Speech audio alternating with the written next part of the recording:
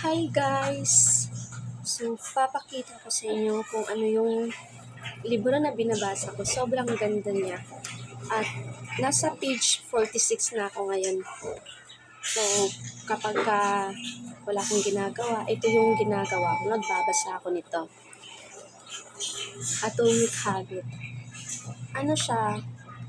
About sa mga habits na kapag nagagawa natin nasa tama, it can put you to a better future.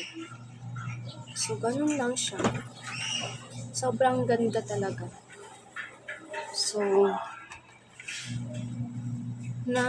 nabili ko to siya nung nakita ko sa isang PBB, housemate. So, parang nakita ko siya na sobrang galing niya talaga. Nakaka-amaze. So, kapag nagbabasa ako, pag may nakita akong magandang words or medyo nahihirapan ako kung ano to, hina-highlight ko siya. Eto, katulad nito, may papakita ko sa inyo. Kasi page 46 na ako eh. Hindi pa ako nangangalahati. Pero sa isang araw, siguro 10 pages ako pag nagbabasa ako. So ito yan. Ayan, may highlight siya. Yung hinighlight ko dito, nakakuha ng attention ko. Basahin ka. Success is the product of daily habits, not once in a lifetime transformations.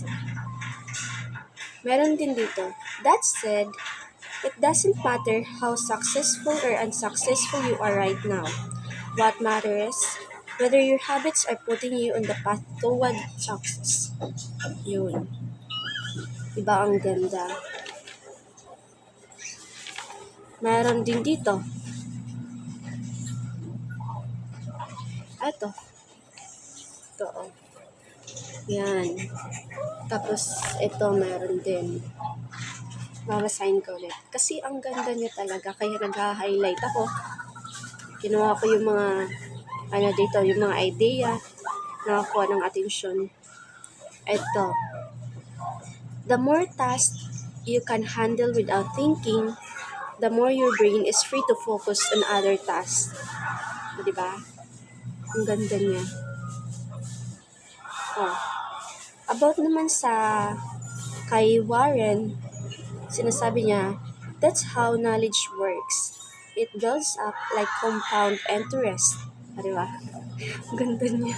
Kaya nag-highlight ako kasi sobrang ganda niya talaga.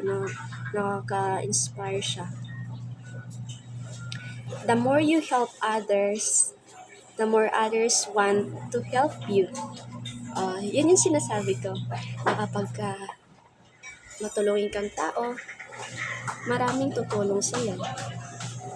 Kahit na wala kang hinihinging kapalit, may mga tutulong talaga sa'yo. Kapag gano'n kang tao, matulungin. Pero kapag wala kang paki sa kanila,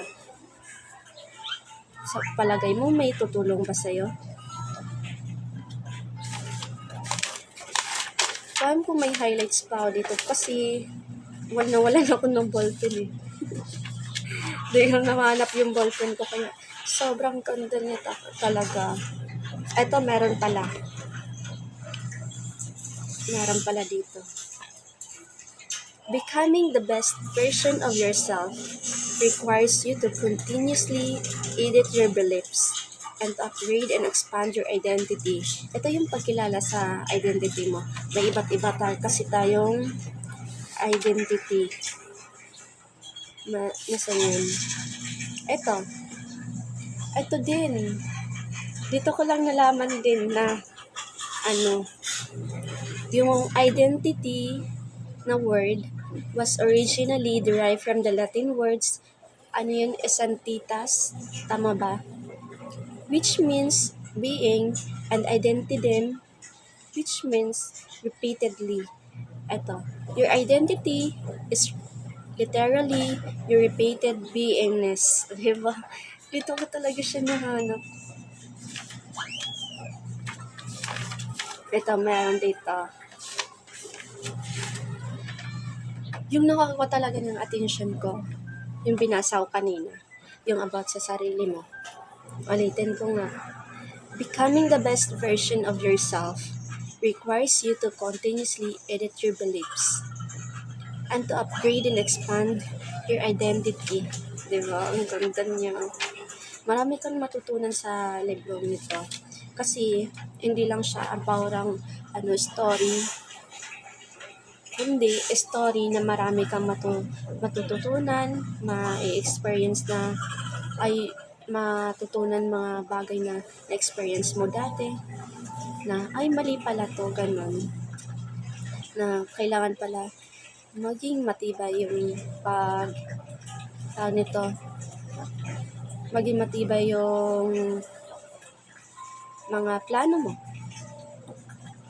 Kailangan lang ganun talaga.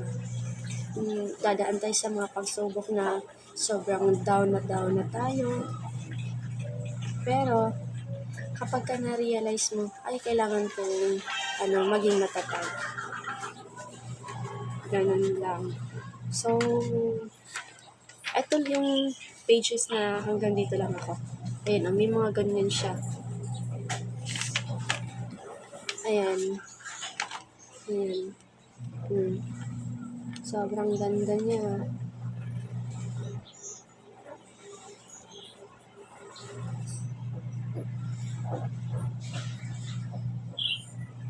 Ito, meron dito. Babasahin ko. What comes naturally to me? For just a moment, ignore what you have been taught. Ignore what society has told you. Ignore what others expect of you. Look inside yourself and ask, what feels natural to me? When have I felt alive? When have I felt like the real me? No. Internal judgments or people-pleasing. No second-guessing or self-criticism.